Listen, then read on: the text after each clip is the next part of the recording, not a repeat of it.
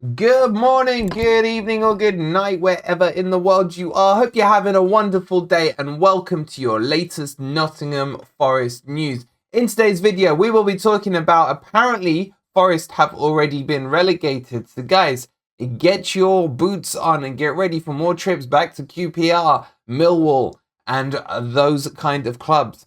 I'll explain what I mean in a second. I want to talk about the French embargo as well. I've got a tribute picture here of our French connection. Where are they? What have they got to do to get a sniff in the team?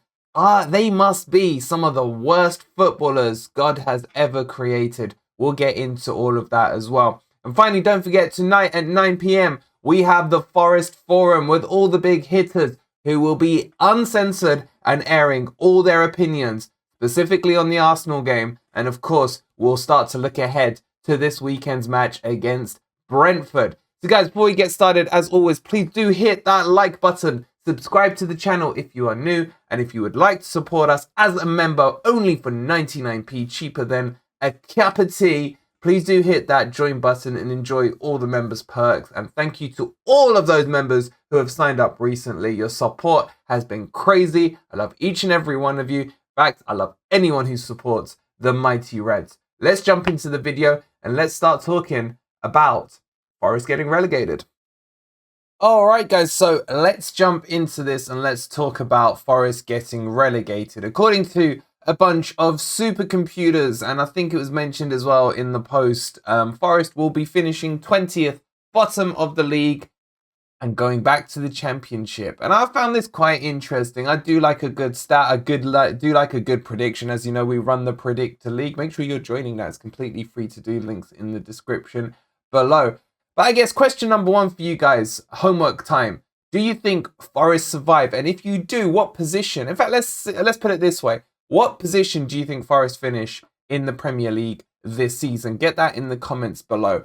But let's jump into this Predictor supercomputer, which is powered by ESPN from what I've researched. And they have an SPI rating. Yes, the S stands for soccer. Do we really need to continue on with this video? But let's do it anyway for a bit of fun. So it's the Soccer Index, and they have Man City to win the league with 88 points. And interestingly, Arsenal second with 77. What cracks me up is Man United are third. Yeah, right. Not in my lifetime, hopefully. But it's interesting to see it at the top of the table. Then they've got Liverpool, Tottenham, Chelsea, Newcastle, etc. Now let's move it down to the business end. And if you're just interested in these are like offensive percentage points versus defensive. Basically, if you're in the green, you're good. If you're white, you're kind of in limbo in the middle. And if you're red, you're crap. Let's have a look at the bottom of this. So they've got Wolves, Bournemouth, and Forest to go down, with Forest holding and propping up the rest of the league with a whopping total of 30 points. Now, what's interesting is they have us on minus 42 goal difference, which we're already nearly halfway there with about a third of the season gone. And they've given our offensive score, or attacking score in English, as 1.5 in the red. And they've given our defensive score as 1.2 in the red. What's interesting in all of this for me is the points tally. They update this every week, so they will change it depending on how that team or how teams have performed with the recent results. What's interesting for me is the cutoff point. You can see that Wolves go down with 36 points. So in essence, there's two ways you can look at this. Either you need 37 points to survive according to this projection, or you're going to need 40 points if you assume that Southampton still end up on 39 points, for example. So you'll obviously need 40 to be one up on that. And it's always in and around the 40 mark.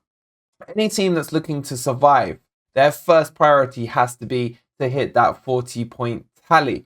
You do that, you're more than likely to survive. But in recent years, it has been a bit lower than that. I think the lowest recently that I can remember is about 37 to survive. So you do have to get in and around that. Look, we're on 9. We still need 31 points. But remember what I was saying yesterday. Our goal difference means that we are going to need an extra point. So instead of being on 9 points now, technically speaking, we're on 8. But what's interesting to see is the other teams around it.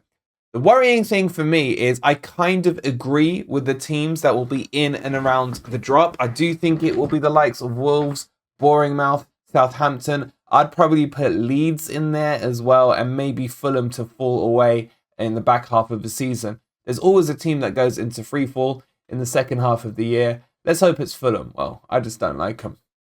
So my question to you guys is, which of these points do you agree with? Do you think Forest will get to 30? Do you think they'll get to 40?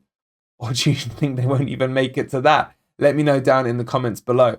For me, if I had to give you an updated prediction, I'd say Bournemouth will be bottom. I think Southampton will finish 19th. And I'll go for Wolves in 18th. And I still think Forest make the top 4. We're going to go on the most magical run you have ever seen in your life. You thought last season was magical and amazing. Wait till we start the run that my supercomputer in here is predicting, and you'll see where we end up. But let me know your thoughts on that one. I found it quite an interesting story. Maybe we'll keep an eye on this throughout the season and see where we do finish up. Do you agree with it or disagree? Let's move on. All right, guys, let's jump back to some more serious matters, as in more present, clear and present danger, as the film says. And I want to talk about the French embargo with our lovely guys here, Bade, Biancone and Bade. And really, it's starting to get very frustrating that some of these guys have not been given the game time, airtime, whatever you want to call it, to show us what they can produce on the pitch. Now, we talked about this for weeks and months, but I feel like it's coming to a head right now. My problem with it is I think Cooper's got them lined up for the Spurs game in the Cup to give them a run out and see what's happening. My issue with this is quite simply the goal difference. When we have a goal difference of -20, and I think we've conceded, 28 goals or something already in 12 games, which is pretty poo-poo. And then when you look on the shots we're giving up, and then the shots on targets and things like that, clear to see that even though we've tightened up in the last few games, minus the Arsenal game, there is still clear defensive issues. And those issues that we've talked about all season still stand and are still in play. The pace, the understanding, the cohesion, the way that the passes are being progressed from out of the defenders. It's starting to become more and more evident that not only is pace the issue, but the passing is becoming a problem. It is too backwards. It's too backwards currently, and it needs to change. Does it require a couple of these guys to step up and be given a shot and be given an opportunity to do it? In my opinion, what have we got to lose? Can they actually be any worse than some of the performance we've seen outside of the Liverpool match? And I think the answer to that clearly has to be no. And if they are worse, I would be willing to take another L to test it out. I think the experiment is worth happening, especially with players that I've seen personally play before. Look, Boly for me isn't one on the list that I rate highly at all. But Biancone, I have been impressed in the limited times I have seen him this season, be it pre-season or in his cameo against Brighton.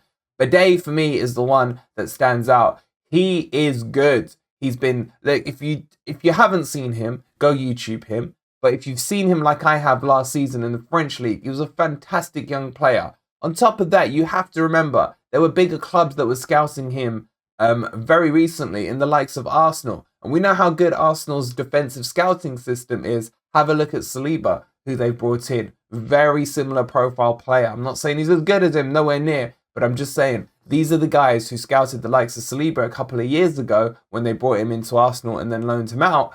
So they know what they're talking about. So don't take it from me or what I've seen from him. Have a look at the other clubs that were interested. So for me, in a long-winded way, what I'm saying is I would love Bade to be given that chance. Biancone, I see him more as a right-back, a very good right-back, but Serge Aurier has been pretty good so far. Maybe Biancone is going to have to bide his time and play in that Spurs match to see what he performs. But remember, he can also play at centre-back as well. He can play in a 4 and he can play in a 3. He can even go to left-back in an emergency situation. I'm not against these guys being tried out, and I'm interested in your opinions. Two questions. One, would you like to see them tried out? And two, What do you think is the issue? Is there really a French embargo? I know I joke about it, but with these three and Embassy being French as well, who's not getting a sniff, maybe there is. I don't know. Conspiracy time. So let me know your thoughts on that one down below. Alright guys, that will wrap us up for today's news. A bit more light-hearted today, but we've needed some, light-heartedness after the weekend we've had as a fan base. So guys, don't forget tonight at 9 PM we'll have the Forest Forum. Make sure you're tuned in. I'm sure you guys can't wait to hear some of the stuff the panelists will have to say. Before you leave, as always, please do hit that like button, subscribe to the channel if you're new. I'm so looking forward to the forum tonight, and I look forward to seeing you guys there.